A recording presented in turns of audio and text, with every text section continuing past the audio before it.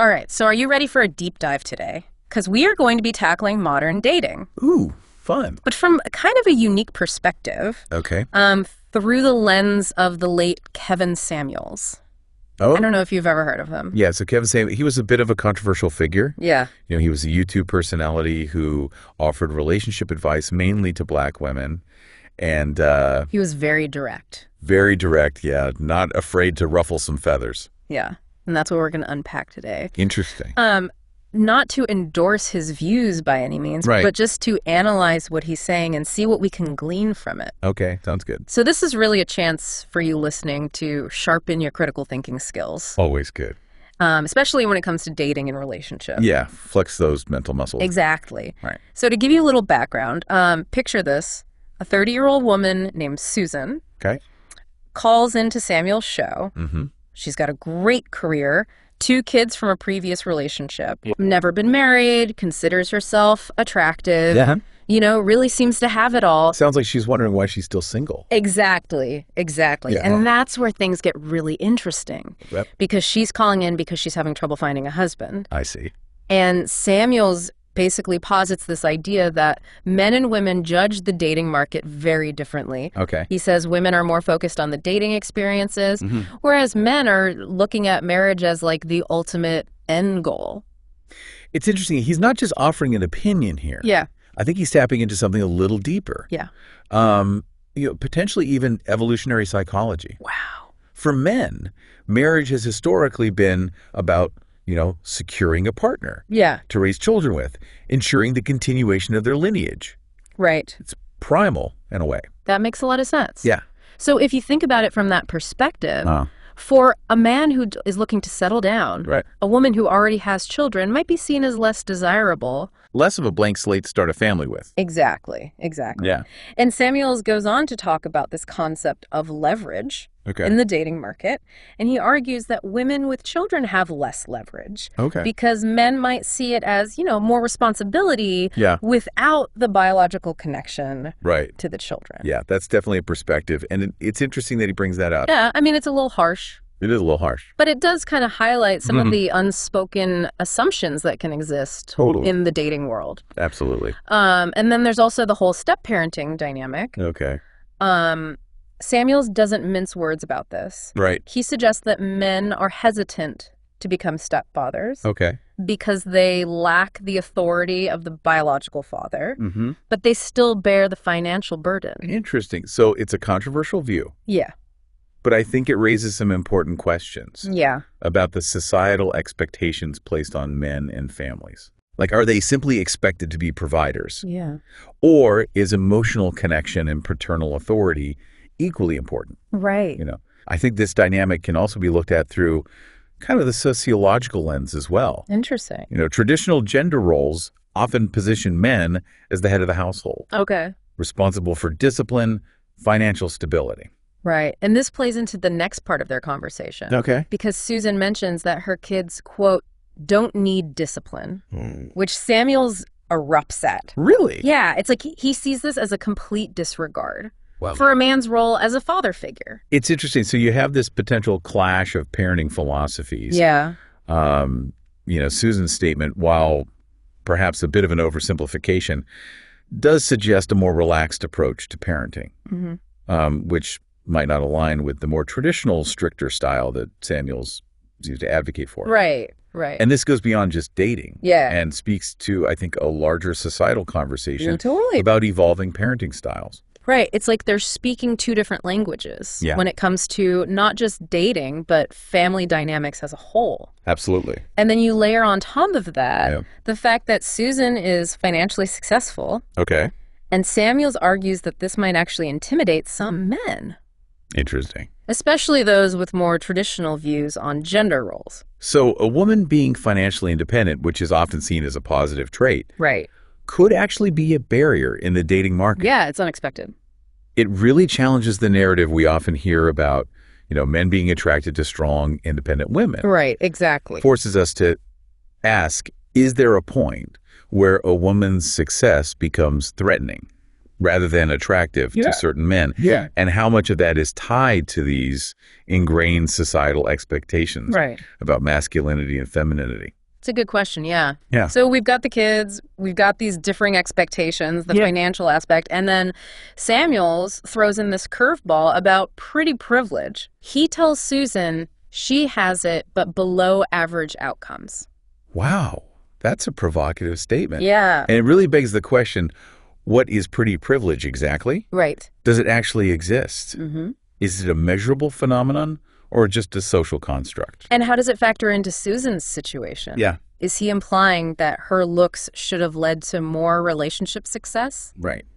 But something else is holding her back. Yeah. And that's where we need to dig a little deeper. Totally. Is beauty really a guarantee for finding a partner and building a lasting relationship? Right. Or are there other factors at play, like compatibility, emotional intelligence, shared values that ultimately determine relationship success? So many layers. So many layers. To unpack here. It's like peeling back the layers of an onion. Right. But instead of tears, we get these fascinating insights into the dynamics of modern dating. That's a good way to put it. And that's just the beginning. Yeah, there's so much more to explore. There is. Including alternative perspectives and the experiences of those who don't fit neatly into Samuel's framework. Okay, well, I'm excited to get into that. Yeah. But first, I think we need to kind of step back and look at the bigger picture. Okay. To what extent do Samuel's views reflect broader trends in dating? Right. Are these dynamics specific to his audience, or do they resonate more widely? And perhaps more importantly, what does all of this mean for you, the listener? How can you apply these insights to your own life, whether you're actively dating or simply observing this complex dance of human connection from the sidelines? That's where we're headed next, so stay tuned. Sorry. Yeah, it's easy to get caught up in the specifics, Susan's situation. Right. But I think it's important to kind of zoom out and ask ourselves, to what extent do Samuel's views actually reflect broader trends in dating? Yeah. Are these dynamics specific to his audience and his worldview? Right. Or do they actually resonate more widely? That's the million-dollar question. It's so tempting to just write him off like, oh, he's just outdated and misogynistic. Right. Or to take everything he says as gospel. As the truth, yeah. But the truth is probably somewhere in between. Yeah. I think it's crucial to acknowledge that there are plenty of men out there who are absolutely open to marrying women with children. Right. And many relationships thrive under those circumstances. Of course. So, while Samuel's perspective is interesting and provocative, it shouldn't be taken as this universal truth about all men. Right. So maybe it's less about a hard and fast rule and more about understanding these dynamics can exist. They can. And, being aware of them can help you navigate the dating landscape. Absolutely. And let's not forget, he built his brand on being controversial. Oh, totally. On delivering these, hard-hitting truths. Right, right. Sometimes uncomfortable truths to his audience. I mean, he wasn't exactly known for his, gentle approach. The gentle approach, no. But that directness, while jarring, can also be illuminating. It can. It forces us to confront some of these uncomfortable truths. For sure. About societal expectations and these often unspoken rules of the dating game. Absolutely. And speaking of approaches, I think it's also worth analyzing the communication styles of both Susan and Samuel's. Interesting.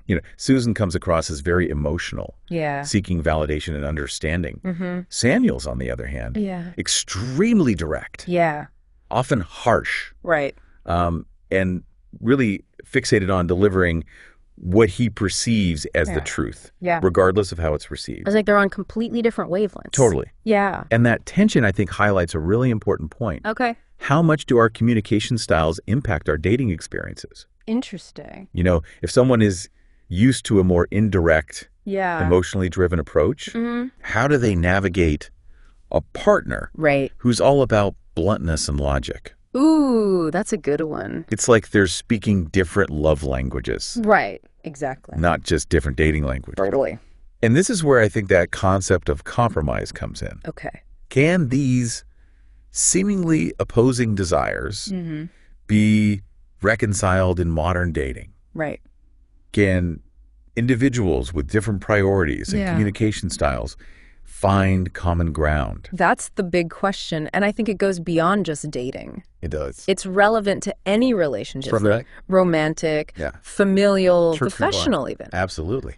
How do we bridge those gaps in understanding and create these meaningful connections despite our differences? It's about, I think, finding that balance between staying true to yourself and being willing to meet your partner halfway. Right, right. And it's not always easy. Definitely not. It takes a lot of self-awareness. It does. Open communication. Yeah. A willingness to challenge our own assumptions. Absolutely. Like maybe what we think we want in a partner isn't actually what would make us happy in the long run. That's so true. And sometimes it takes hearing a perspective that challenges our own. Right. Even one as controversial as Samuel's. Yeah. To make us really examine our beliefs and desires. So in a way, this Kevin Samuels snippet, as controversial as it is, can serve as a catalyst for some much-needed self-reflection. I love that. It's like holding a mirror up to our own dating experiences, our own biases, and our own communication patterns. And sometimes that reflection, even if it's not flattering, can be the key to growth and deeper understanding. Absolutely. It's like that saying the truth hurts. Yeah. But it also sets you free. Okay, so we've gone deep on Samuel's perspective. Yeah. Analyzed the communication styles. Talked about compromise. But is there another side to this story? There's always another side. Right. Remember, we're talking about complex human dynamics here. Yeah.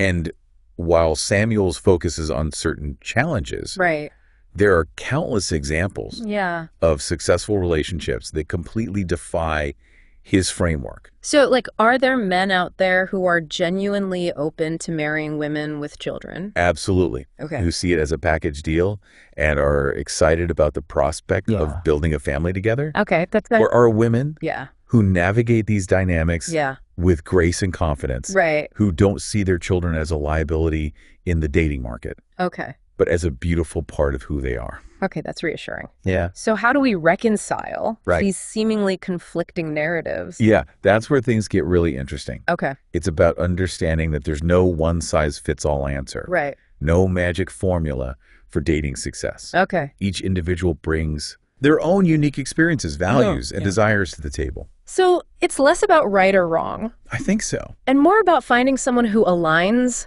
with your specific values and goals. Exactly. Regardless of what societal norms or a controversial YouTube personality might dictate. I love that. And that requires being honest with yourself. Yes. About what you want. Being open to different perspectives. Right. And having the courage to go after what you deserve. It's like forging your own path.